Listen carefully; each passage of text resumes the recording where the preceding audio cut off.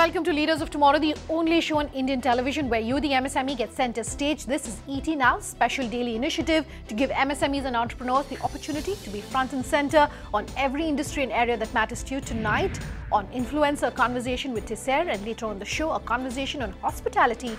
That's on our leader focus segment tonight.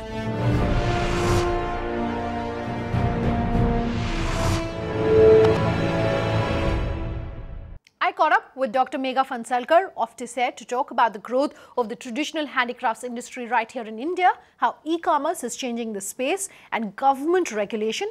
Take a look. Thanks very much for speaking with us here on the Leaders of Tomorrow. Let's start by talking about Decor, where the idea for that came about, what the journey has been like. So I've been working in the development sector around 18 years now, and I've been with the World Bank for quite some time, around 10 to 12 years. In rural development projects, namely. Is that where the idea for Decor came about? Yeah, absolutely. It came from there. And rural development, as you know, India has a big segment in rural areas, and a lot of livelihood needs to be generated to support them to continue, so that they continue in rural areas and do not migrate and spoil their and their families' future. Sure. So World Bank, along with Government of India, is doing some great projects in the livelihood sector. And one of the big projects that we are doing is National Rural Livelihood Mission and National Rural Livelihood Project. It talks about two types of livelihood, rural farm and non-farm. So the artisan sector forms the non-farm livelihood, and India, as you know, has a lot of culture and heritage, and artwork and handlooms are very important. Okay. We very often hear from entrepreneurs who are in the space of handicrafts, handloom, etc., that there isn't much support either by way of information or, say maybe subsidies, incentives, etc., from the government. I want to hear from you. You've been associated with this space for about 2 years now. What's your experience been like? So there are a few weak links in the entire handloom and handicraft sector. I would like to update that around 60% of the global loomage is in India, whereas the global market of India is only 2%. So see the gap.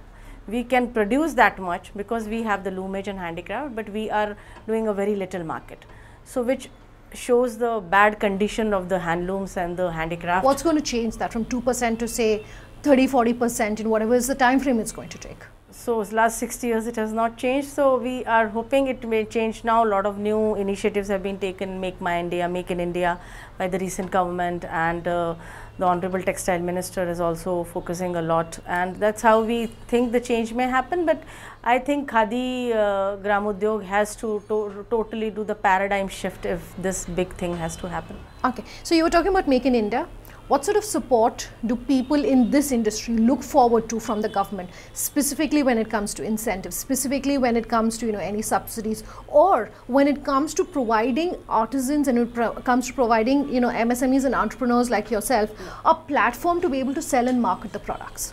Yeah, so one big support that we look forward is that until now GST, when the GST was not there, all these products were non-taxable. The VAT was not there. But with the GST, the taxes come now. So minimum 5% and then up to 12 to 23%, depending upon how you make the product fusion. If you are putting leather, if you are putting ready-made, then the tax increases. So that is a big setback, one. Another setback that the artisan face is that they totally lack design and marketing support. A bit design support goes with big houses of handlooms and brands going to them, but they don't give them the fair pricing. But marketing support, if they really want to do themselves, is totally lacking. So we need to really create some such kind of platform, such kind of forums where they can absolutely be doing their own marketing, and some patronage comes from good people. So luckily in this bank project also we are trying some big houses, they can adopt some of the clusters, and by adoption we mean that end-to-end support.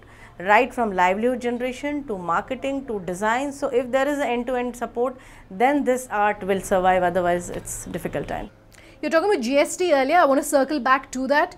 Is GST really going to make life easy or difficult for MSMEs and entrepreneurs in your space? What's your advice in terms of what impact it's going to have on pricing? So finally consumer is going to face the prices. So, but it's going to have a big impact. I mean, because all handicraft and handlooms were exempted by now, and suddenly the taxes come. There is a big demand from a lot of handloom weavers and handicraft people to reverse it. but I'm not sure how the government decision goes. Okay, you're talking about design. And training is an essential part of keeping up to date with the kind of changing trends, demands, etc. How do you undertake training? So undertaking training, like as you see, we work with artisans very closely, and we work with products which are more utility products. Like just to give an example, Madhubani is a painting art, Pattachitra is a painting art, but painting doesn't sell much. There is a limitation why a person will buy paintings on and on every day.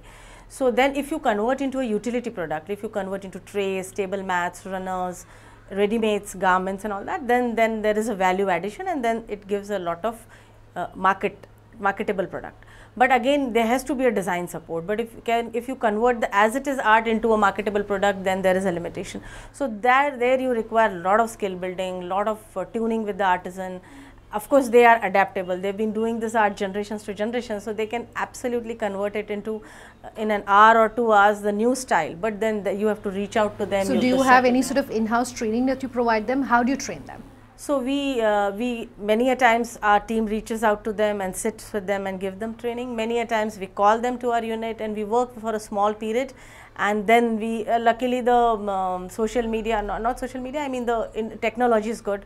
So they are on WhatsApp, they are on multiple things, and then it helps them to reach out to them.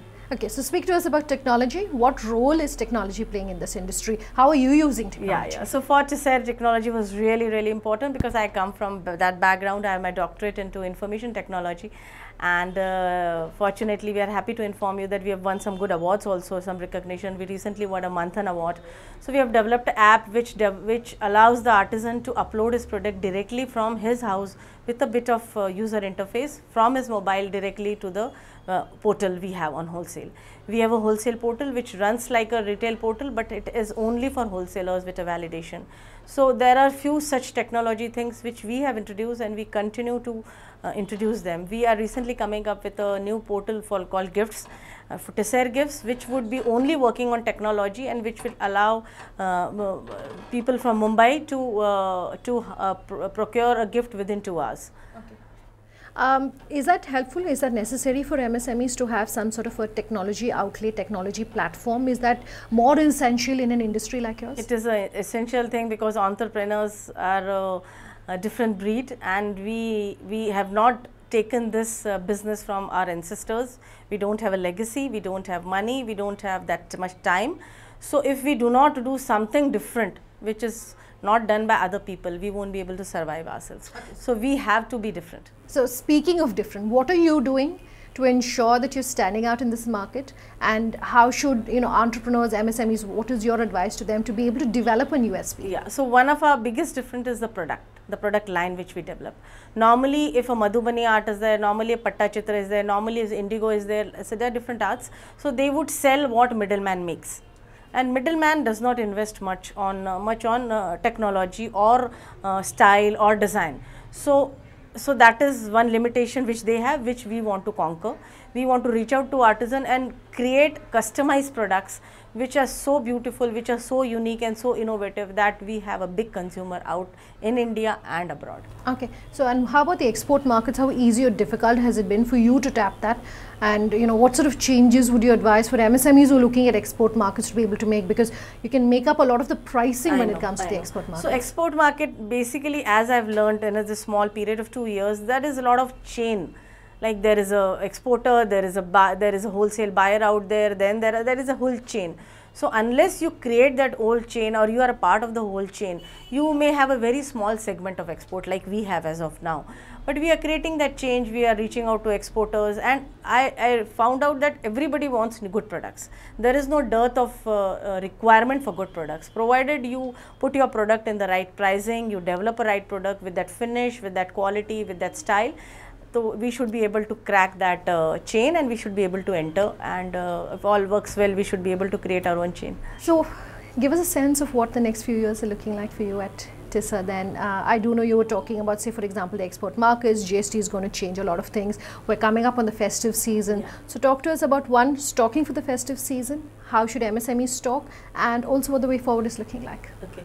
So I want to also add one more thing, that for me as a person, as a founder, this business is 100% philanthropy.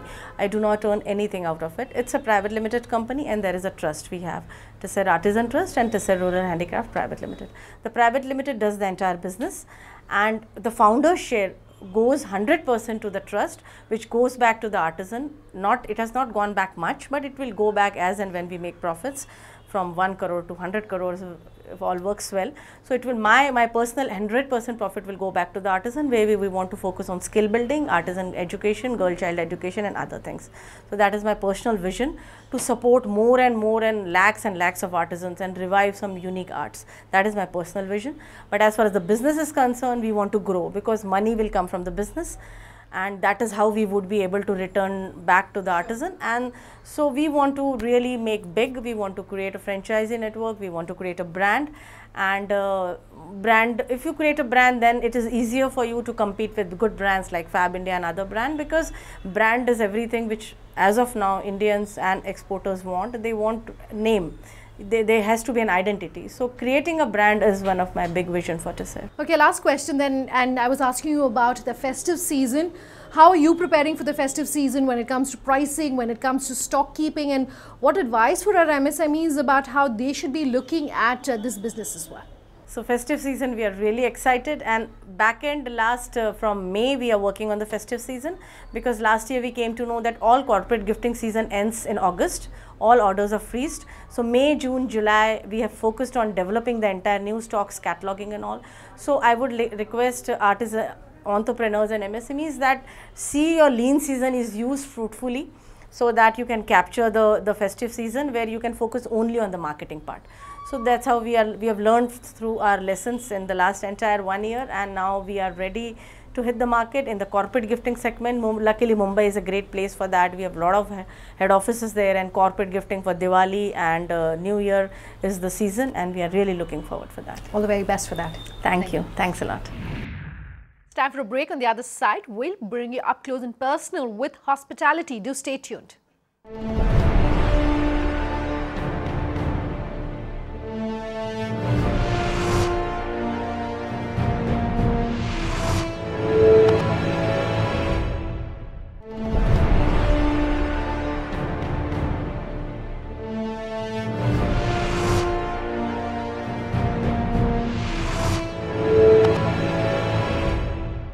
Welcome back. You're with us here on Leaders of Tomorrow, and tonight on Leader Focus, we're bringing you a segment on hospitality. I caught up with the ED of Kamat Hotels as well as Mirchi and Mime to talk about how hospitality is changing in India and how entrepreneurs in this space need to and should change to keep abreast of these changes. Take a look.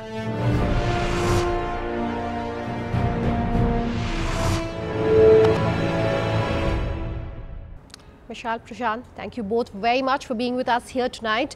And we love getting the perspective of experts who've been in the industry for a while and, you know, gone through the challenges, the opportunities, the growth stories, and also experts talking to entrepreneurs about some of the challenges that perhaps this industry is throwing up and how to be able to navigate the different things that come up in this industry. So let me start by talking about the festive season. For your industry, more than any other industry, I presume this is going to be a great period, a great season. So let me start off with you and ask you to talk to our entrepreneurs about perhaps how they should be able to manage the kind of demand that you're seeing. See, most people who have opened their outlets already have something in mind, and based on that their customers come to them, whether it's a modern eatery, whether it's a traditional eatery. And based on the festive season today, people in India, what is India? India is all about celebration. You don't need a reason to celebrate. If it's a birthday, if it's a function, I mean, abroad people would have only Monday to Friday, whereas here we go out all 7 days. So I think restaurateurs are poised to take advantage of that in this season. Okay, and the fact that like he's saying, Indians go out all 7 days of the week, that is definitely good news for the hospitality industry. But how do entrepreneurs tap that?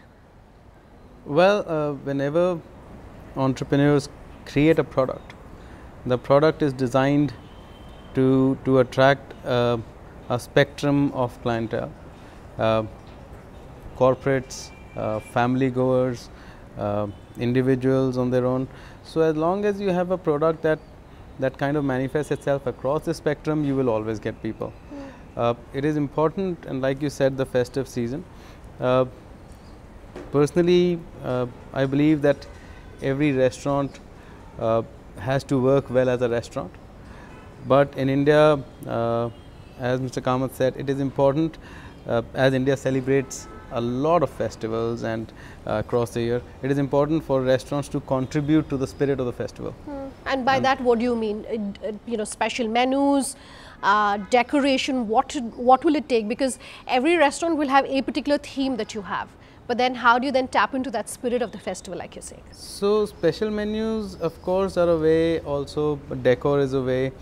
But more than that, it is the cheer of the staff, it is welcoming the people who are coming during that time, greeting them in the festive, in a festive way. So I think in a subtle way contributing to the mood of the clientele at that time. Okay. Considering that you manage such a vast chain of properties, how do you ensure that specifically the festive spirit, the festive demand, that that ethos is then being communicated through all of your hotels? So just as every owner doesn't necessarily have to be the owner of the place, our general managers, our executive chefs, our staff, they are the real owners. They are there all the time. So they already know every year that what event is coming, right? We already know that. But every year they are ones who sit, brainstorm, think of various offers, think of various schemes, a menu planning which based on they think that what is the trend nowadays, and we give them a lot of freedom with that. See, it's not important what I think, it's important ultimately what our executive chef or our team members are going to put the effort into, because they also got a lot of budding creativity, and to see that creativity the customer comes. If your offer is good, if your quality is good, if your offering is unique, people will come to you. And based on the festival, you make it theme. Like example, Navratra, we have a fantastic midnight buffet which is vegetarian oriented. There is some non-vegetarian because not everybody necessarily in Navratra does not eat non-veg, but the focus being emphasized on Navratra kind of food. People come till 3-4 in the morning just to eat our midnight buffet at the Orchid. So these kind of changes are there. We had excellent food festival at just now for Parsi food festival. It was for Navroz, and it was a hit. Okay, so speaking of ethos and spirit, you have a very unique USP. For the sake of our viewers, just tell us how long you've been in existence and how you came upon that idea. So, yes, we own 2 restaurants, Mirchi and Mime and Madeira and Mime. And our USP is that all our front of house staff are speech and hearing impaired. Why we've done it is because we felt that they have the right attributes for hospitality. They are more focused, they are more alert, as you pointed out as well. They smile more, and they are also intuitive. See, in a restaurant, you are ordering a product without actually testing it. It's based on looking at the menu and ordering it. You're not trying out the clothes, or you're not trying out a new car. So you're making a verbal contract of paying for a product without checking it out. So your trust in your server is most important. If he does not understand your needs, then you will not have a great experience. And for that, you need him to be focused, you need him to be alert. You can get great food at home, no one can compete with mom's cooking, right? So why go out? And sometimes you enter a restaurant and you see that the staff are not smiling, are not happy. So it doesn't really work. So we were getting all these attributes in these boys and girls by default.